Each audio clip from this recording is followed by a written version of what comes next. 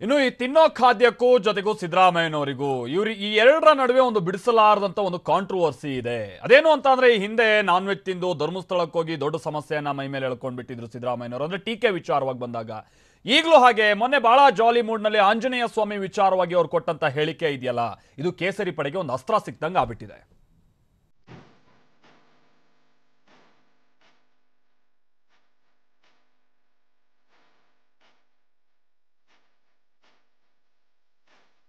ಸಿದ್ದರಾಮಯ್ಯ ನಿನ್ನೆ full jolly ಮೂಡಲಿದ್ರು. ಹುಟ್ಟೂರು ಸಿದ್ದರಾಮನ ಹುಂಡಿಯಲ್ಲಿ ಗ್ರಾಮ ಪಂಚಾಯಿತಿ ಚುನಾವಣೆಗೆ ವೋಟ್ ಹಾಕಿ ಸ್ನೇಹಿತನ ಮನೆಯಲ್ಲಿ ಭರ್ಜರಿ ಬಾಡೂಟ ಬಾರಿಸಿದ್ರು. ನಾಟಿ ಕೋಳಿ ಸಾರು ಮುದ್ದೆ ತಿಂತ ಹಳೆಯದನ್ನೆಲ್ಲ ಮೆಲುಕು ಹಾಕ್ತಿದ್ರು. ಹೀಗೆ ಊಟ ಮಾಡೋ ಹೊತ್ತಲ್ಲೇ ಅವರ ಬೆಂಬಲಿಗನಿಗೆ ಅದೊಂದು ಮಾತು ಹೇಳಿದ್ರು ನೋಡಿ.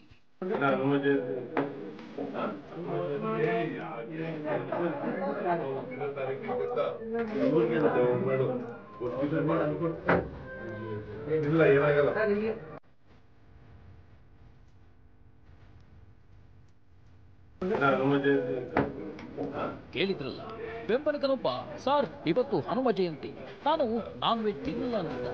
ಅದಕ್ಕೆ ಸಿದ್ದರಾಮಯ್ಯ, ಹನುಮ ಹುಟ್ಟಿದ ದಿನಾಂಕ ಗೊತ್ತೇನಿಲ್ಲ, ಗೊತ್ತಿಲ್ಲದೆ ಇದ್ದ ಮೇಲೆ ಜಯಂತಿ ಮಾಡಬಾರ್ದು, ಏನಾಗಲ್ಲ ತಿನ್ನು ಅಂತ ಹೇಳಿದ್ರು.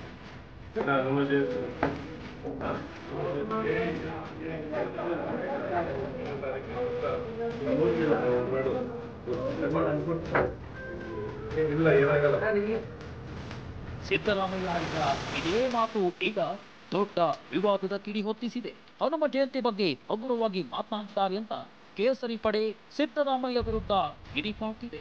ಬಡವರು ಕೂಡ ಗೋಮಾಂಸ ತಿನ್ನುತ್ತಾರೆ ಅಂತ ಹೇಳಿ ವಿವಾದ ಎಬ್ಬಿಸಿದ್ದ ಸಿದ್ದು ಈಗ ಚಿಕನ್ ಮತ್ತು ಹನುಮನ ಮಧ್ಯೆ ಸಿಲುಕಿಕೊಂಡಿದ್ದಾರೆ.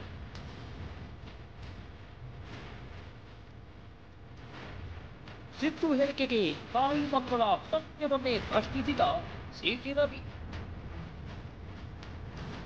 ಮಾಜಿ ಸಿಎಂ ಸಿದ್ದರಾಮಯ್ಯ ಅದ್ಯಾವಾಗ ಹೀಗೆ ಹನುಮ ಜಯಂತಿ ವಿಚಾರವಾಗಿ ವಿವಾದಾತ್ಮಕ ಹೇಳಿಕೆ ನೀಡಿದ್ದು, ಚಿಕ್ಕಮಗಳೂರಿನಲ್ಲಿ ಪ್ರತಿಕ್ರಿಯೆ ನೀಡಿರುವ ಸಿಟಿ ರವಿ, ತಾಯಿ ಯಾರನ್ನ ಅಪ್ಪ ಅಂತ ತೋರಿಸ್ತಾರೋ ಅವರನ್ನೇ ಅಪ್ಪ ಅಂತ ಒಪ್ಪಿಕೊಳ್ಳೋ ಸಂಸ್ಕೃತಿ ನಮ್ಮದು, ಅದನ್ನ ತಪ್ಪು ಮಾಡೋಲ್ಲ.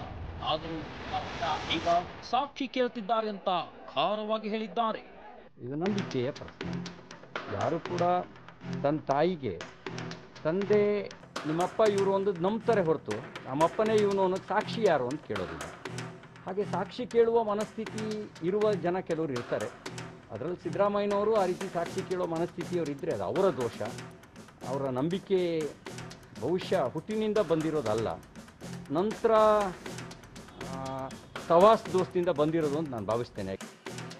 ಇನ್ನು ಸಿದ್ದರಾಮಯ್ಯ ಹೇಳಿಕೆಯನ್ನ ಬೆಂಬಲಿಸಿ ಮೈಸೂರಿನಲ್ಲಿ ಮಾತನಾಡಿರುವ ಪ್ರೊಫೆಸರ್ ಮಹೇಶ್ ಚಂದ್ರಗುರು, ರಾಮ ಪ್ರಭುತ್ವದ ಸಂಕೇತ, ಹನುಮ ಗುಲಾಮಗಿರಿಯ ಸಂಕೇತ, ಸಿದ್ದರಾಮಯ್ಯರನ್ನ ಪದೇ ಪದೇ ಟಾರ್ಗೆಟ್ ಮಾಡ್ತಿದ್ದಾರೆ ಅಂತ